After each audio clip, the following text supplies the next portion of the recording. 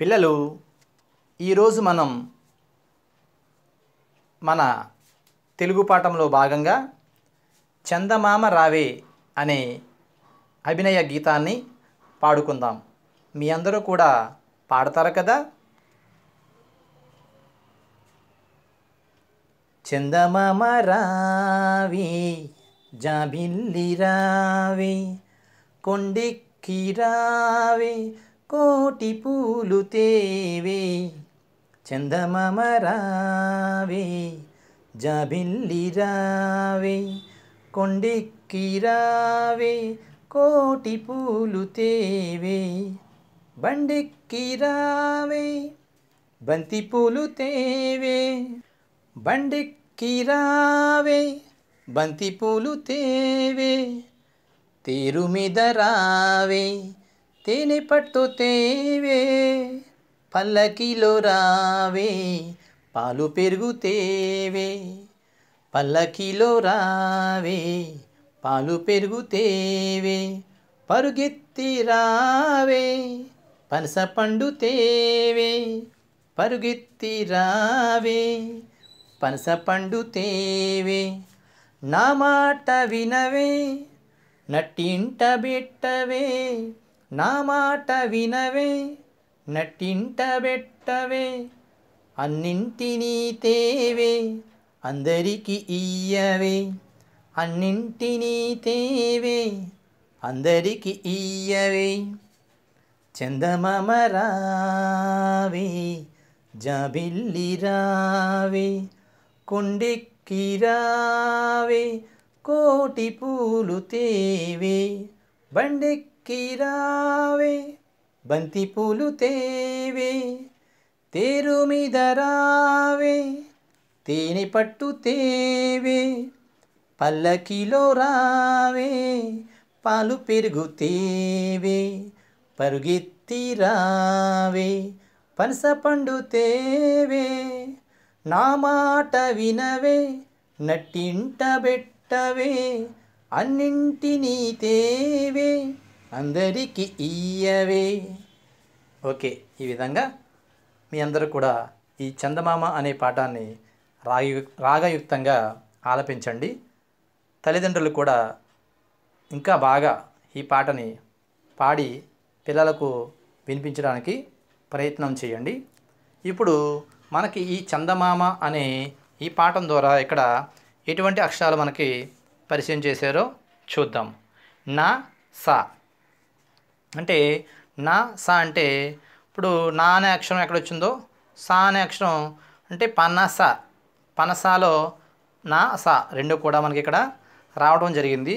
ఈ పనస అనే పదాన్ని తీసుకున్నట్టయితే ప నా స మూడు కూడా విడివిడి అక్షరాలు మాత్రమే.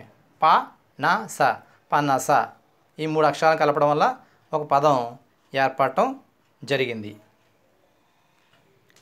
మరి ఈ యొక్క చిత్రంలో మనకు ఏమి కనిపిస్తున్నాయో డిస్కస్ చేసుకుందామా?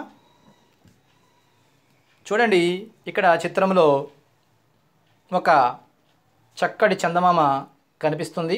ఆకాశంలో తేనెపట్టు కూడా కనిపిస్తుంది. అదేవిధంగా పనసకాయ కూడా కనిపిస్తుంది. మరి వీటిని చూడండి, ఇక్కడ చిన్న కుక్కపిల్ల ఎంతో ఆతృతగా చూస్తూ వాటిని అందుకుందామని ప్రయత్నం కూడా చేస్తుంది. మరి ఇక్కడ అమ్మ చూడండి ఏం చేస్తుంది, పిల్లవాడిని చక్కగా వెనకాల కూర్చోబెట్టుకొని మరి అక్కడ భోజనం తినిపిస్తుంది కదా. పిల్లలు భోజనం తినిపించడం మొదలు పెడితే వాళ్ళు తింటారా? అస్సలు తినరు. చిన్నపిల్లలు ఎక్కువగా మారం చేస్తూ ఉంటారు. తిండి తిన్నాకే ఎక్కువగా వాళ్ళు చాలా ఇబ్బంది పెడుతూ ఉంటారు. కాబట్టి అయినా సరే అమ్మ ఎంతో ఓపికతో వాళ్ళని చక్కగా లాలించి బుజ్జగించి తినిపిస్తూ ఉంటుంది. మరి ఇక్కడ అదే జరుగుతుంది. కాబట్టి ఆవిడ ఏం చేస్తుంది చూడండి, చక్కగా చందమామను చూపిస్తూ, అరే నీకు అన్నీ చందమామ వస్తాడు, చందమామ వచ్చి నీకు చక్కగా అన్నీ తెస్తాడు, నీకు తేనె పట్టుకొస్తాడు, పనసకాయ పట్టుకొస్తాడు, ఇవన్నీ అట్టుకొచ్చి మరి నీకు ఇస్తాడు. కాబట్టి నీవు త్వరగా భోజనం తినేయని చక్కగా వాళ్ళ అమ్మ ఇక్కడ వివరించటం జరుగుతుంది.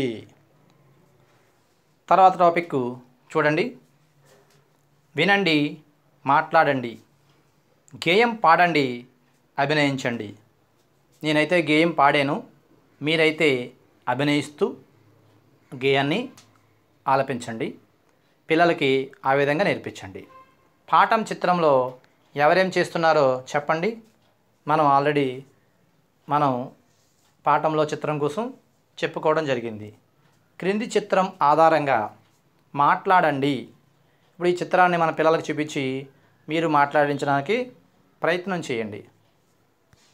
అయితే నేను ఇక్కడ ఈ యొక్క టాపిక్ని నేను చెప్తాను. ఇక్కడ ఒక చిన్న కుర్రవాడు, ఇదేంటి మనకి ఈ బడ్డీలో ఏం కనిపిస్తున్నాయి? రకరకాల పండ్లు కనిపిస్తున్నాయి. పుచ్చకాయలు, అరటి పండ్లు, యాపిల్స్, పైనాపిల్, గ్రేప్స్, సపోటా, ఓకే, ఇక్కడ మనకి పనసకాయలు, ఇవన్నీ కూడా డిఫరెంట్. ఇది ఒక పండ్ల దుకాణం అన్నమాట. అయితే మరి ఇక్కడ చిన్న కుర్రవాడు ఏం చేస్తున్నాడు?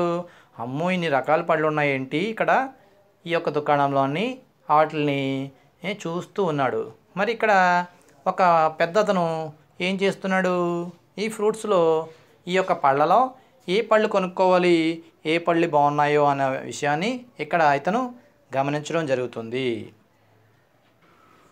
మరి ఇప్పుడు మనం ఈ పదాన్ని పలుకుదామా? రవి పనస తొనలు తిన్నాడు. చెప్పండి. రవి పనస తొనలు తిన్నాడు. రవి పనసగింజ నాటాడు. రవి పనసగింజ నాటాడు. నాటడం అంటే మనం ఒక విత్తనాన్ని తీసుకుని భూమిలో పాతి పెట్టడం. భూమిలో మనం ఒక భూమిని తవ్వి అందులో మనం పాతి పెట్టడాన్ని ఏమంటారంటే నాటాడు అంటారన్నమాట.